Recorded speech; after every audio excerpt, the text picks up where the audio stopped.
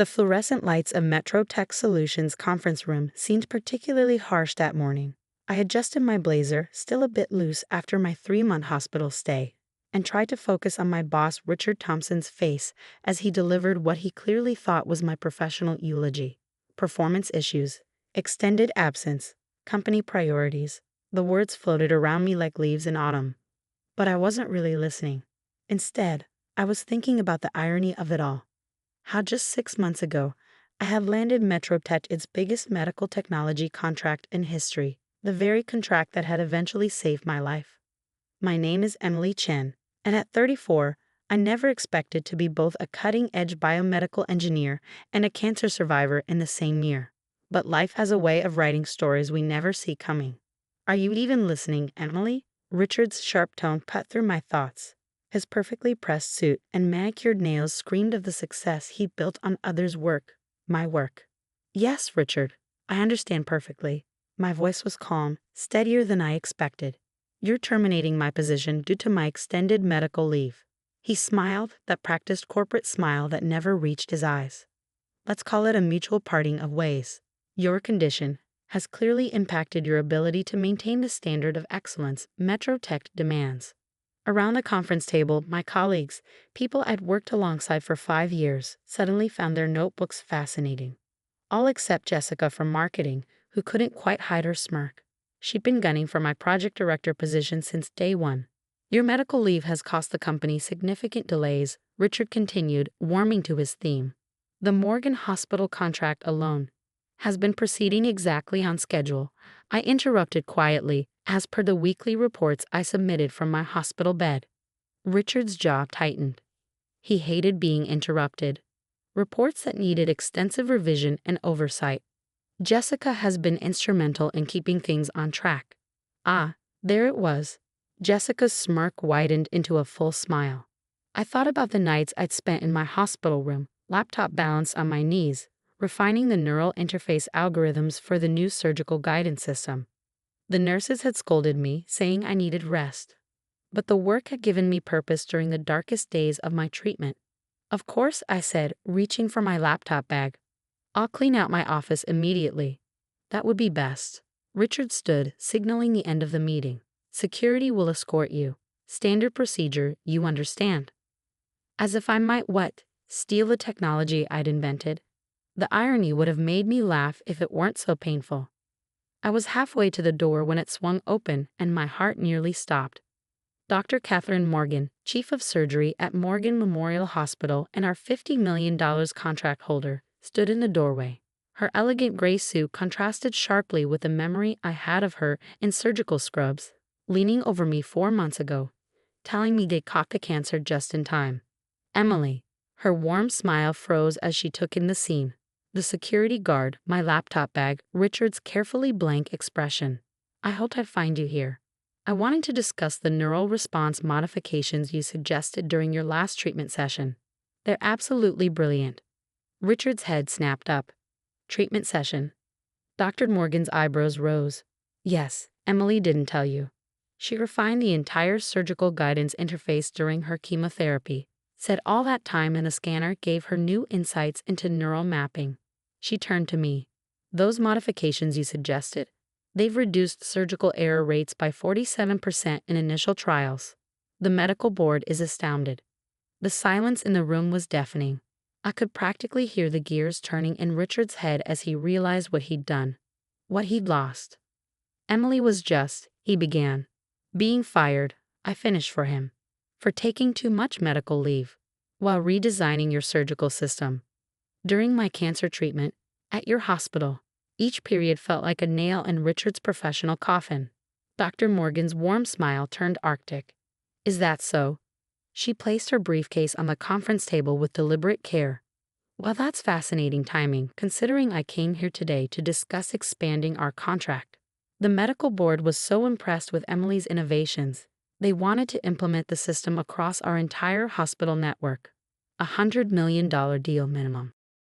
Jessica's smirk had vanished. Richard's face had gone from red to white so fast it was almost impressive. Perhaps we should discuss this in my office, he suggested weakly. Oh, I don't think that will be necessary. Dr. Morgan's voice could have frozen hydrogen. Emily, would you join me for coffee? I believe we have a great deal to discuss about your future, and Metro Tech's future too, though that may need to be discussed with my lawyers present. I stood there for a moment, looking at the faces around me. These people who had been my colleagues, who had watched me work myself to exhaustion building something revolutionary, who had said nothing as I was cast aside. I'd love to, I said, shouldering my laptop bag. I know a great place just down the street. As Dr. Morgan and I walked out, I heard Richard's voice, slightly desperate. Emily, wait. But I didn't wait. I didn't look back, because sometimes the best revenge isn't about getting even. It's about moving forward, about taking your brilliance somewhere it will be truly valued. And as Dr. Morgan and I stepped into the elevator, I caught a glimpse of myself in the mirrored walls. I looked different than I had 6 months ago. Thinner, yes, but also stronger somehow. More certain. You know, Dr. Morgan said as the doors closed, I'm not just interested in buying your technology. I'm interested in building something entirely new, something that could change medical technology forever. She paused, studying me. How would you feel about starting your own company? I smiled, thinking about all the ideas I'd sketched out during those long nights in the hospital, ideas that went far beyond what Metro Tech could ever envision. I think, I said carefully, that would be exactly what the doctor ordered. The elevator doors opened to the lobby, and with them, opened the first chapter of my new story. Richard and Metro Tech were already fading into the past, becoming nothing more than a reminder that sometimes our worst moments can lead us to our greatest opportunities. But this was just the beginning. As Dr. Morgan and I walked out into the bright morning sunlight, I knew that the real story, my story, was just beginning to unfold. 6 months after walking out of Metro Tech's glass doors, I sat in a very different conference room. The furniture was secondhand, the walls needed painting, but the energy in the space crackled with possibility. Around the table sat my newly formed team, brilliant minds I'd handpicked, people chosen not just for their expertise, but for their integrity. The initial trials at Morgan Memorial are exceeding all expectations. Dr. Sarah Wong, my head of clinical research, reported. Her eyes sparkled with excitement as she pulled up the latest data. The enhanced neural mapping system is showing a 63% improvement in surgical precision. We're revolutionizing microsurgery. I smiled, remembering how Richard had once called these same innovations unrealistic and too ambitious. Now, Neurovision Medical Technologies, my company, was making them reality. But success never comes without resistance. My phone buzzed with an incoming email, and my smile faded as I read it. Metro Tech's lawyers? Asked Michael Torres, our legal counsel. He'd been handling the increasing stream of threats and challenges from my former employer. I nodded. They're claiming ownership of the neural interface patents, saying they were developed while I was their employee. But that's not, Sarah began, indignant. True? I finished. No, it's not. Every innovation in our current system was developed during my medical leave, after they'd already begun the termination process. And more importantly, I pulled out a thick folder I kept secure since my hospital days. I documented everything, every idea, every line of code, time-stamped and witnessed by the hospital staff. Michael grinned. They have no idea what they're walking into, do they?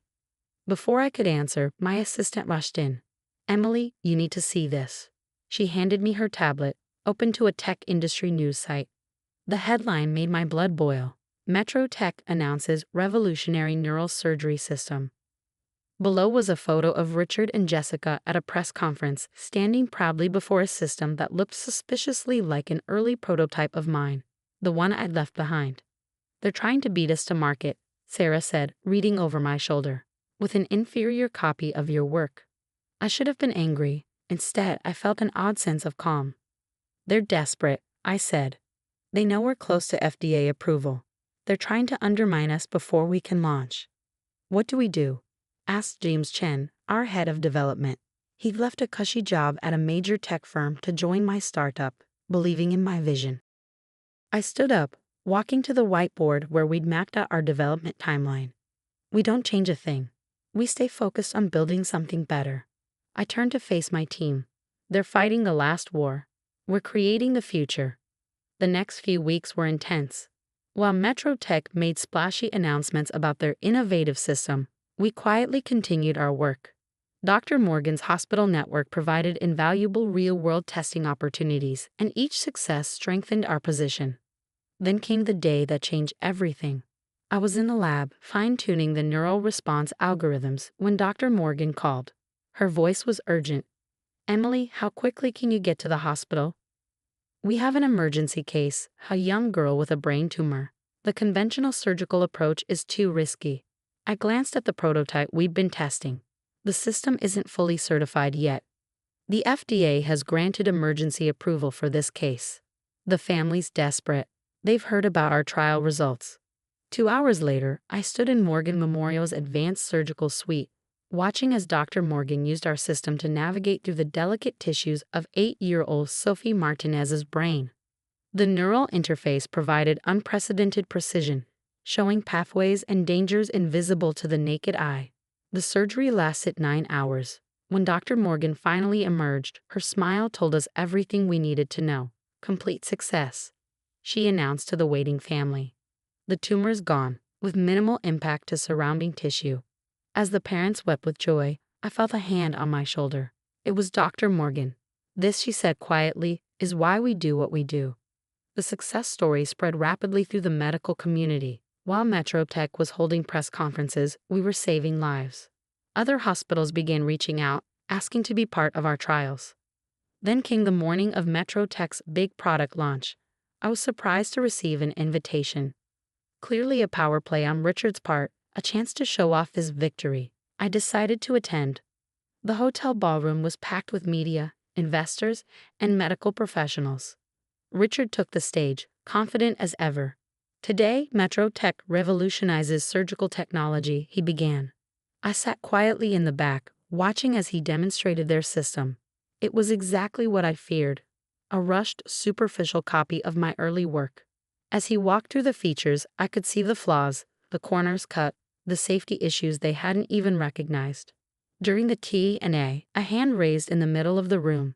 "Dr. Thompson, could you address the safety concerns raised by the Medical Technology Review Board?" Richard frowned. "What concerns?" Dr. Catherine Morgan stood up, commanding the room's attention. "The board's analysis found critical flaws in your neural mapping system. The same flaws, interestingly, that Emily Chen identified and solved months ago, after you fired her." The room erupted in murmurs. Richard's face reddened. "Those claims are unsubstantiated."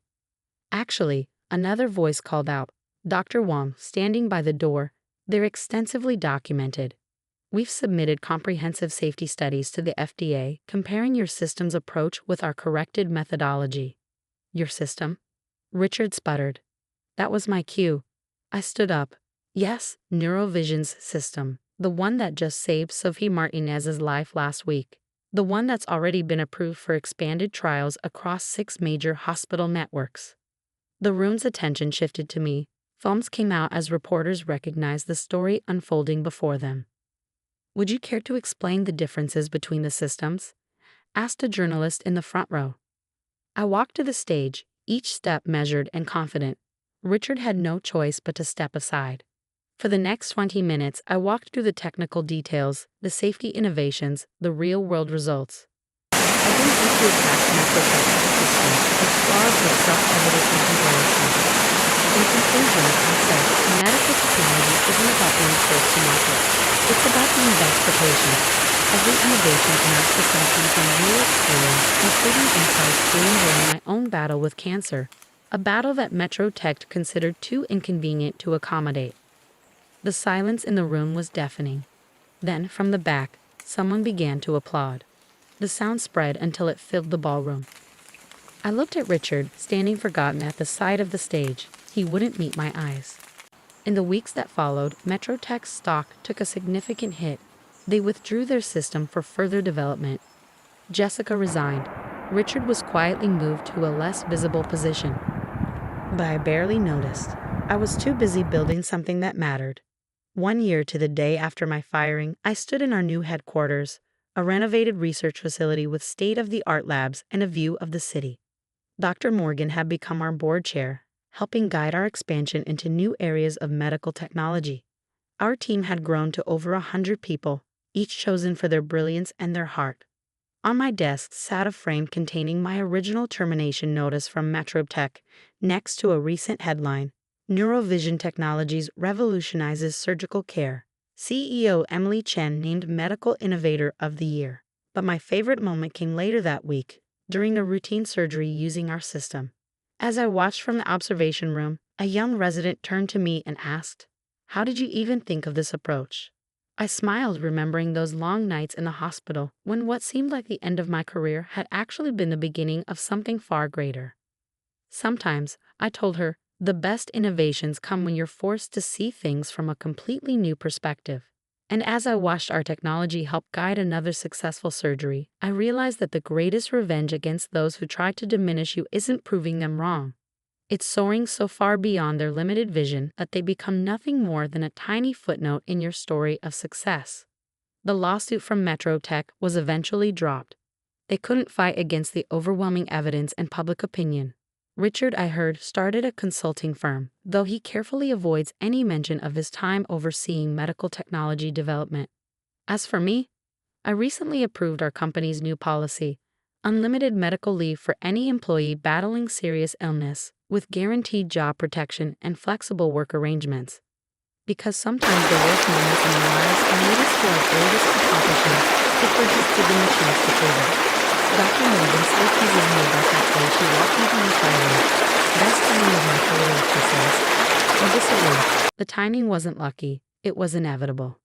Because sooner or later, truth and talent will always rise to the surface. The trick is to keep believing in yourself long enough to see it happen. Last week, I received an invitation to speak at a major medical technology conference. The topic? Innovation through adversity: how personal challenges drive professional breakthroughs. I accepted immediately. After all, I have quite a story to tell.